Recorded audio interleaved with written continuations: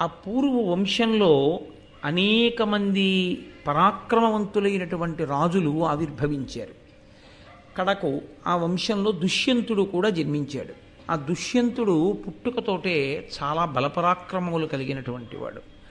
ఆయన యవ్వనంలో ఉండగా ఆయన యొక్క బలపరాక్రమములు ఎటువంటివి అన్నది చెప్పడానికి నన్నయ్య గారు కొన్ని పద్యాలను ఇచ్చారు. అంటే దాని చేత ఆయన భుజ పరాక్రమం ఎటువంటిదో, ఆయన బలదర్పములు ఎటువంటివో అర్థమవుతుంది. ఉర్వీరుహ నివహముతో పర్వతములు విరికి యొండు పర్వతములపై పర్వగ వేయిచుచు యవ్వన గర్వంబున నొప్పి నుర్వి కడునధికుండై. ఆ దుష్యంతుడు ఉర్వీరుహ నివహముతో పర్వతములు విరికి, ఆయన ఎంత పరాక్రమవంతుడంటే ఒక పర్వతం దగ్గరికి వెళ్ళి ఆ పర్వతం మీద పెరిగినటువంటి మహావృక్షములతో కూడి ఉన్నటువంటి ఆ కొండని, ఆ పర్వతాన్ని పైకి పెకలించి పైకెత్తి ఈ పర్వతాన్ని వేరొక పర్వతానికి వేసి కొట్టేవాడు. పులులు, సింహాలు, శరభములు, శరభము అంటే సింహం కన్నా గొప్పది కాబట్టి అటువంటి మృగములనన్నిటినీ కూడా అవలీలగా వేటాడి మదపుటేనుగుల మీద తిరుగుతుండేవాడు. అంతటి మహాబలపరాక్రమ సంపన్నుడైనటువంటి దుష్యంతుడు ఒకనాడు వేటకి వెళ్ళాడు. ఈ వేటకి వెళ్ళడం అనేటటువంటిది ఎందుకు వెడతారు అంటే దానికి ఒక కారణం ఉంటుంది. ఏదో సరదాగా వెళ్ళడం కాదు. క్రూరమృగముల సంఖ్య పెరిగిపోయి జనపదాల్లోకి ప్రవేశించి పౌరులను ఇబ్బంది పెట్టకుండా ఉండడం కోసం, వాటి సంఖ్యని నియంత్రించడం కోసం రాజులు వెళ్ళి క్రూరమృగాల్ని వేటాడుతూ ఉంటారు. అందుకే వేట కూడా ఒక ధర్మం, వేట కూడా కొన్ని నియమాలతో ఉంటుంది. వేట వ్యసనము కాకూడదు. వేట వ్యసనమైతే దెబ్బతింటాడు మళ్ళీ. కాబట్టి అటువంటి దుష్యంతుడు వేటాడుతున్నాడు. ఆయన గొప్పతనం చెప్తూ ఆ దుష్యంతుడు అనంత సత్వుడు, సమస్తాశాంత మాతంగ మర్యాదాలంకృతమైన భూవలయమాత్మాయత్తమయ్యుండగా ఆదిత్యాంశు సమీర దుర్గమ మహోగ్రారణ్య దేవాళితో ఆదిక్షత్ర చరిత్రనేల అజితుండై బాహువీర్యంబునన్ అంటారు నన్నయ్య గారు. ఆ దుష్యంతుడు అనంత సత్వుడు. ఆయన ఎంతటి భూమండలాన్ని పరిపాలించాడు అంటే ఆయన రాజ్యానికి ఎల్లలేవి అని అడిగారు. ఆయన రాజ్యానికి ఎల్లలు దిశాగజములు అంటాం. రామాయణంలో సగర చక్రవర్తి యొక్క ఆఖ్యానంలో వస్తుంది అది. ఈ భూమండలాన్ని అన్ని దిక్కులా ఒక్కొక్క ఏనుగు మోస్తూ ఉంటుంది, 4 దిక్కులలోనూ కూడా. 4 దిక్కులలోనూ దిశాగజములు మోసేటటువంటి చివర్లు ఎక్కడ వరకు ఉన్నాయో అంత పర్యంతము ఆయన ఆధీనములో ఉండేది. అంటే ఆయన పరిపాలించని ప్రాంతము వేరొకటి లేదు. సమస్త భూమండలము ఆయన అధీనమునందు ఉండేది. అంతటి మహాపరాక్రమవంతుడై అంతటి మహారాజైనటువంటి వాడు ఎటువంటి అరణ్యములలోకి వెళ్ళి వేటాడేవాడు అంటే ఆయన ఆదిత్యాంశ సమీర దుర్గమ మహోగ్రారణ్య దేవాళితో. అవి సామాన్యమైన అరణ్యాలు కావు. వాటిలోకి సూర్యకిరణములు పడవు. ఎందుకని అంటే అంత దట్టంగా అలుముకుపోయి ఉంటాయి. అలాగే గాలి కూడా చొరబడడానికి అవకాశం ఉండదు, అంతగా పొదలు పెరిగిపోయి ఉంటాయి. అటువంటి దుర్గమమైన అరణ్యములలోకి వెళ్ళి ఆయన వేటాడుతుండేవాడు. అటువంటి దుష్యంతుడు, ఇంకింతకన్నా చెప్పక్కర్లేదు, దుష్యంతుని యొక్క బలపరాక్రమములకు ఈ 2 పద్యములు సాధికారిక నిదర్శనములు.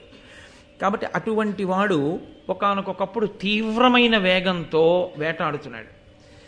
ప్రభువుకున్నటువంటి వేగం, ప్రభువుకున్నటువంటి ఆ వెళ్ళగలిగిన శక్తి అందరికీ ఉంటుందా? వెనకాతలు ఉన్న వాళ్ళకి ఉండదు. ఒక యుద్ధ భూమిలో యుద్ధం చేయడం వేరు, ఒక దుర్గమమైనటువంటి అరణ్యంలో ప్రభువు గుర్రం మీద వెళ్ళిపోతుంటే ఆయన్ని అనుగమించి వెళ్ళగలగడం వేరు. ఎందుకంటే మీద పడేటటువంటి జంతువుని చంపుకుంటూ ముందుకు వెళ్ళిపోతాడంతే. అది అందరికీ సాధ్యం కాదు, వెనక నిలబడిపోతారు మిగిలిన వాళ్ళు.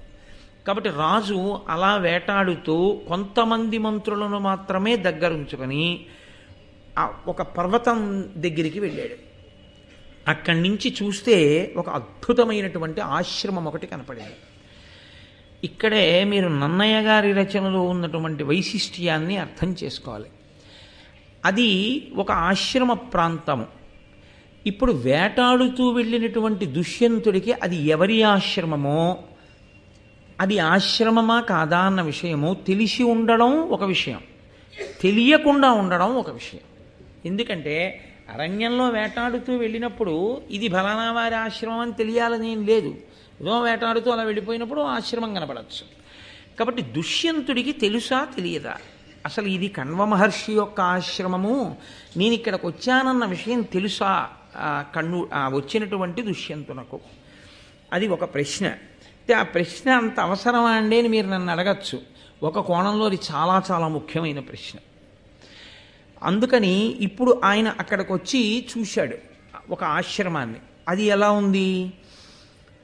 అమరపతి ఖాండవమునకు రమణను వైశ్రవణు చైత్ర రథమునకు సమానముగా దీనిని భూభాగమునను రచయించే ఒక్క కమలజుడు దయన్. చతుర్ముఖ బ్రహ్మగారు దేవేంద్రుడి యొక్క ఖాండవ వనానికి, కుబేరుని యొక్క చైత్రరథము అనబడేటటువంటి వనానికి సమానమైనటువంటి ఒక గొప్ప వనాన్ని సృష్టి చెయ్యాలి అని అనుకున్నాడా అనిపించేటట్టుంది ఆ ఆశ్రమం, ఆ ప్రాంతం. దాని వైదికమైన సొబగు చెప్తారు నన్నయ్య గారు. ఎంత గొప్పగా చెప్తారంటే, అక్కడ బ్రాహ్మణులు హవిస్సు సమర్పిస్తున్నారు. సమర్పించినప్పుడు ఆ అగ్నిహోత్రంలోంచి అప్పుడప్పుడు పొగలు వస్తాయి. ఆ పొగలన్నీ కూడా నిరంతరంగా అలా వస్తూనే ఉన్నాయి. అంటే అక్కడ ఎంత గొప్పగా యజ్ఞయాగాది క్రతువులు నిరంతరము జరుగుతుంటాయో చూడండి. దేని కొరకు చెయ్యాలి అవన్నీ అంటే లోక కళ్యాణము కొరకు చేస్తూ ఉంటారు. ఆ పొగంతా కూడా వచ్చి అక్కడ ఉండేటటువంటి లతలు చెట్లు వాటిని పట్టి, అది నెయ్యి వేసినప్పుడు వచ్చినటువంటి ధూమము కనుక కమ్మటి వాసనలు పట్టేట చెట్ల నిండా. అంత గొప్ప ఆశ్రమాన్ని చూశాడు. ఆ ఆశ్రమంలో ఉన్న వ్యక్తి చాలా గొప్ప తపస్వి. ఆశ్రమంలో ఉన్న వ్యక్తి సామాన్యుడు కాడు, మహానుభావుడు అని గుర్తించడానికి నన్నయ్య గారు మనకి కొన్ని విషయాలు చెప్తారు. ఇవి చాలా చాలా ముఖ్యమైనటువంటి భాగం యథార్థానికి. ఎందుచేత అంటే, ఒక తపస్వి చాలా గొప్ప స్థితిని పొందేశాడు అనుకోండి, ఆయన శాంతితో ఉండడం కాదు, ఆయన ఎక్కడుంటాడో అక్కడ జాతి వైరం ఉన్నటువంటి జీవులు శాంతిని పొందుతాయి. ఇద్దరు వెళ్ళి దెబ్బలాడుకుని శాంతిని పొందడం వేరు. అసలు దానికి దీనికి పరిచయం ఏమి ఉండదు, కానీ పుట్టుకతో అది దీన్ని చూస్తే కళ్ళెర్ర చేస్తుంది. ఇది దాన్ని వేటాడుతుంది, అది దాని నైజం. దానికి ఎవరు పరిచయం చేయరు. దీన్ని నువ్వు వేటాడు అని చెప్పరు. చెప్పకపోయినా పిల్లికి ఎలకతో వైరం పెట్టుకో, నువ్వు ఎలక వెంట పడు, రాత్రుళ్ళు ఎలకని వెతుకు అని ఎవరైనా చెప్పారా? ఎవరు చెప్పరు. పిల్లి ఎలకని తరుగుతుంది అంతే. పిల్లిని కుక్క తరవాలని ఎవరైనా చెప్పారా? చెప్పరు, తరుగుతుంది అంతే. ఒక కుక్కని ఒక డేగ తరుగుతుంది, పైనుంచి వచ్చి కొడుతుంది కుక్కని. ఎవరైనా నేర్పారా? కోడి పిల్లకి గ్రద్దకి వైరం ఎవరైనా నేర్పారా? ఎవరు నేర్పరు. ఒక ఏనుగు సింహం, ఈ రెండిటి మధ్య ఉన్న వైరం అసాధారణ వైరం. అసలు ఎంత వైరం అంటే, అసలు సింహము అనబడేటటువంటి దానికి అత్యంత ఇష్టమైన మాంసం ఏమిటి అంటే ఏనుగు కుంభస్థలాన్ని బదలగొట్టి అందులో ఉన్న మాంసం తినడమే, అందులో ఉన్న ముత్యాలు చిమ్మడమే. అంత వైరం. అసలు ఆ ఏనుక్కి స్వప్నంలో సింహం కనబడితే చచ్చిపోతుంది. అందుకే సింహస్వప్నము అంటారు. అంత వైరం రెండిటికి. ఎవరు నేర్పారు ఈ రెండిటికి ఇంత వైరాన్ని? ఎవరు నేర్పలేదు. కానీ చిత్రం ఏమిటంటే, ఒక ఆశ్రమాన్ని నడుపుతున్నటువంటి వ్యక్తి మహాపురుషుడు అని గుర్తు ఏమిటంటే, ఆ ఆశ్రమంలోకి జాతి వైరం ఉన్న ప్రాణుల్ని తీసుకొచ్చి మీరు నిలబెట్టారనుకోండి, ఏనుగు సింహం ఒకదాని పక్కన ఒకటి ఎంతో ప్రేమగా నిలబడతాయి. ఓ పిల్లి ఎలక కలిసి ఒకే పళ్ళెంలో ఏదో గింజలు కాయలు కాసిన పాలు కలిపినటువంటి అన్నము పడేస్తే ఆ పాలన్నాన్ని పిల్లి తింటుంటుంది, ఆ గింజలనేమో ఎలక తింటుంటుంది. ఎలకని పిల్లి తింటూ పిల్లిని చూసి ఎలక భయపడదు. అంటే సహజ వైరం ఏది ఉందో ఆ సహజ వైరమును మరిచిపోతాయి. దేనివల్ల మరిచిపోతాయి అంటే, వైరమును మరిచిపోగలిగినంత సుహృద్భావం పెరుగుతుంది. ఈ సుహృద్భావం కలగడానికి కారణం ఏమిటి? ఆ ఆశ్రమంలో తపస్సు చేసేటటువంటి వ్యక్తి యొక్క మనస్సు పొందినటువంటి అత్యద్భుతమైన స్థితి వలన కలిగిన ప్రకంపనలు ఆ ప్రాంతాన్నంతటినీ కూడా కప్పుతాయి. సింహాలు వాటి నడుము సన్నంగా ఉండి ఇలా పొడగ్గా అడ్డంగా కదా వెన్నుపా ఉంటుంది.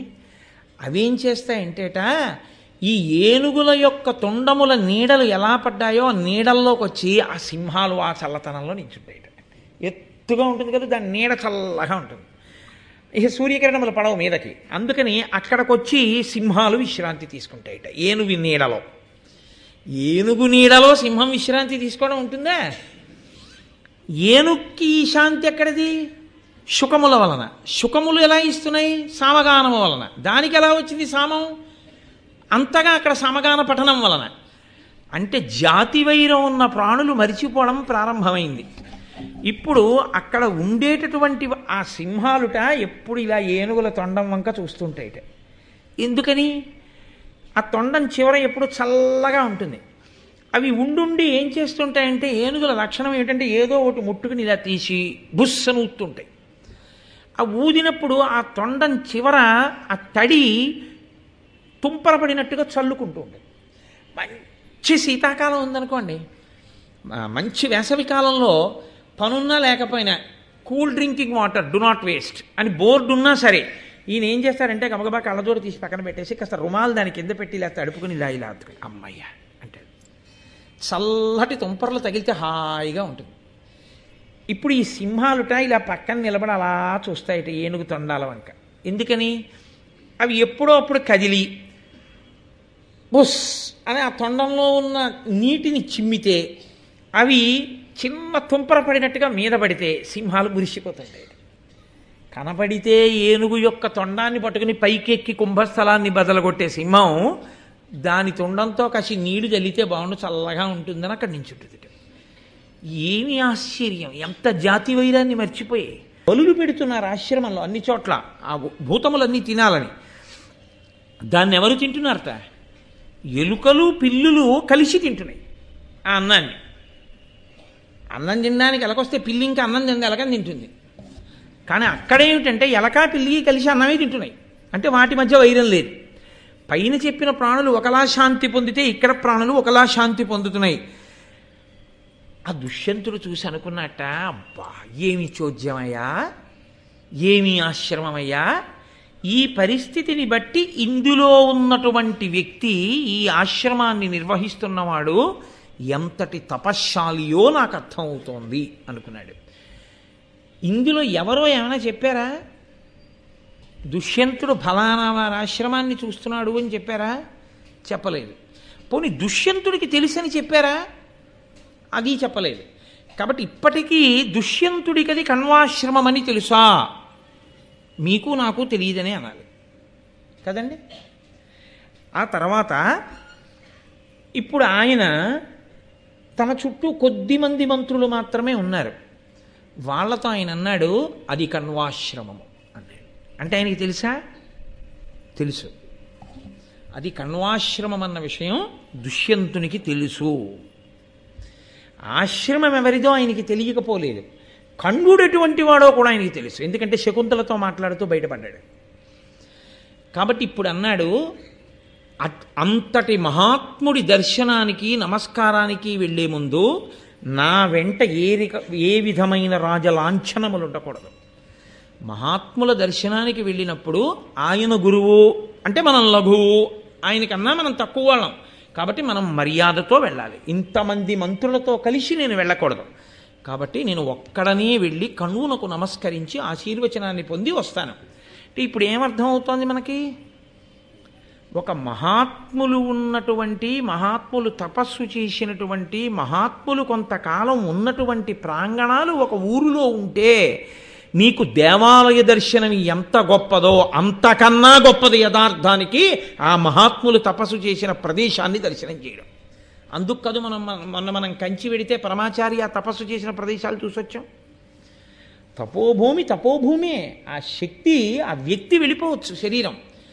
ఆ తపస్సుకి సంబంధించినటువంటి ప్రకంపనలు, ప్రభావం ఉండిపోతాయి. అలాగా ఒక్కొక్క వ్యక్తి యొక్క తపప్రభావం యుగం మారిపోయినా ఉండిపోతుంది. ఋష్యశృంగుడి తపోప్రభావం త్రేతాయుగం, ద్వాపరయుగం దాటి కలియుగంలో కూడా ఉంది. శంకరాచార్యులు వారు వెళుతున్నప్పుడు కనిపెట్టారు.